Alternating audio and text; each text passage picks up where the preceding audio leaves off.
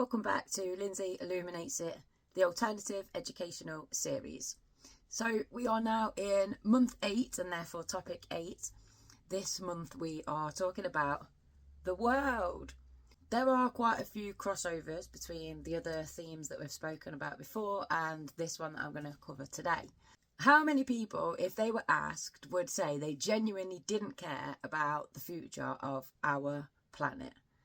Now, for even just one person to say that they genuinely don't care, I think says a lot about the state of our race as a whole and our mindset and our understanding of the planet. Maybe we're just following the lead of the mainstream media and what we see as an example set for us by big corporations. And that's why I think it's really important that we re-educate ourselves on the world, the planet, and what it means to us, the things that we can do to perhaps help it. The environment then is pretty unhealthy at the moment, whether that's through pollution, littering, the natural habitats of animals being destroyed. Now, I think it's really unfair to kind of put the responsibility of that onto us and say, you can make these changes, and by you making these changes, we can help the overall planet. That is true to a certain extent, that you can make these changes, but what we've got to look at is our consumer habits as a whole. There is power in people, and I think if we start to make better choices, then we would force bigger businesses and things to really look at their habits and to look at their processes. So it's only really been in the last 40 years or so really that this real capitalist culture has taken over of upgrading and buying new things all of the time. I know for certain that when my granddad was younger, there was much more of an emphasis on mending things and reusing things and things lasting a lot longer. So again, it's not always in our control, because I think they are making things to not last as long. So we are constantly having to buy an upgraded model and version. But then there is also this culture of you need to have the latest trend and you need to have the latest product. And as a whole, we really ought to be trying to put a halt to that. That's on the responsibility of parents to be teaching their kids that, having the most up-to-date pair of trainers and the most up-to-date phone and all of these things is not where your worth and value as a human being comes in. Now, imagine if there was a self-building machine that cleaned our air, that sucked in all of the pollution and put back out nice clean oxygen. Does that sound familiar, like it already exists? Because it does, and it's called a tree. I think it's absolutely bizarre that we are cutting down trees at a phenomenal rate. It's alarming. And maybe if these trees gave out Wi-Fi, then people might feel more protective over them.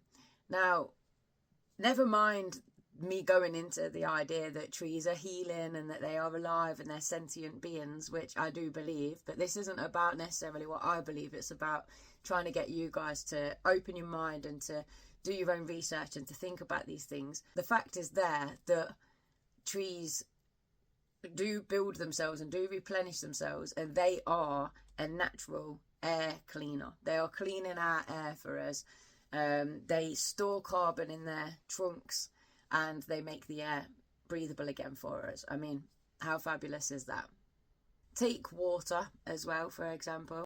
We need water to survive, and yet we are polluting our water systems, which again, it just doesn't make sense as a race to not look after the things that we need as a very basic survival.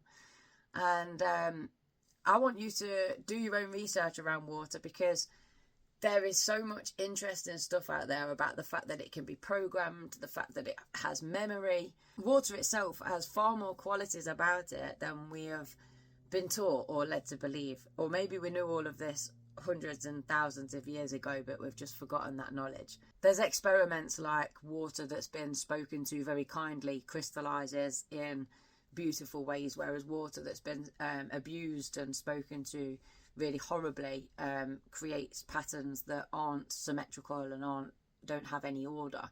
So there's this suggestion that water itself can be programmed, and that it is programmed, and that it is the life force and the blood of the earth.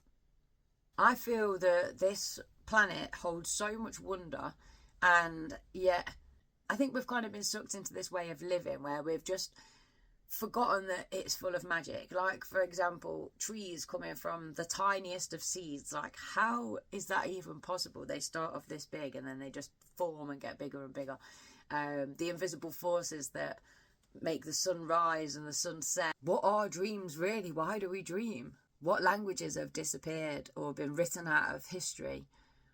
Did giants exist? How do insects communicate? There is just so much wonder to be held around the world, and I think it's important for us not to lose that sense of curiosity and to want to discover more things. We don't know everything, and I think that's really exciting. Like, what exists in the depths of the oceans, for example, or what mysteries surround the moon and the calculations between the moon, the earth and the sun that make it more plausible for the moon to have been put there than for it to be a natural occurring phenomena. There's just so much wonder around the world, things to be thought about, and I think it's purposefully kind of shunned so that we're not spending a lot of time realising that the magic is all around us. Maybe if we were taught to care more about the world and the planet and all of the things that exist on it, and less about who's got the latest fashion, then the rich wouldn't still be getting rich, and we might become more of a formidable force in terms of being able to take back control of our planet and lead it in a direction that we wanted to. And maybe that's why they don't want us asking these questions and thinking along these lines. I can get myself really upset and distressed when I start to think about the destruction that's happening all around the world, whether that's the state of how we're treating other human beings, how we're treating animals, the environment. But the last thing that I want this video to do is to make people feel guilty about that and helpless. So what I want to do is empower people to realise that we can make a difference, especially if we join together as a mass. Individually, you can make choices. If we all started to make those choices, like making sure that we're not wasting water and we're not wasting energy, and just being a little bit more picky about buying that new thing or upgrading to the latest tech, do you really need it? And I think if we all started to make those decisions together, then we could start to create a shift in the world. I think that we are around at a time of a lot of information being shared, and it's quite an exciting time. I think if there has been a veil put over us for the last 100 years of with all our history kind of being hidden, then people are starting to reclaim that knowledge and share that knowledge, which I think is a genuinely exciting time. Like I mentioned at the start, there are other topics that are covered during this series, and the point of them really is just to sow those seeds of curiosity. I spend a lot of my time researching and just randomly looking up certain things, like the Revival of Wisdom accounts I really like, and I just want to impart some of that enthusiasm onto you lot and to encourage you to go out there, do your own research, share that knowledge. Let's stop fighting amongst ourselves as well. It's not about you being right and proving your point. It's about us having these open minds and all kind of having access to information and the ability to come to our own conclusions and to think outside of the box, not just accept everything that we're taught in the classroom and through the mainstream. You can visit our website where you can find the information sheets that support these videos. It's www.adifferenthumandesign.co.uk, and we also have a podcast. We go live every week on a Thursday, and there's loads of episodes that you can catch up on, and our YouTube channel is A Different Podcast Official. Stay safe, and I'll see you next month.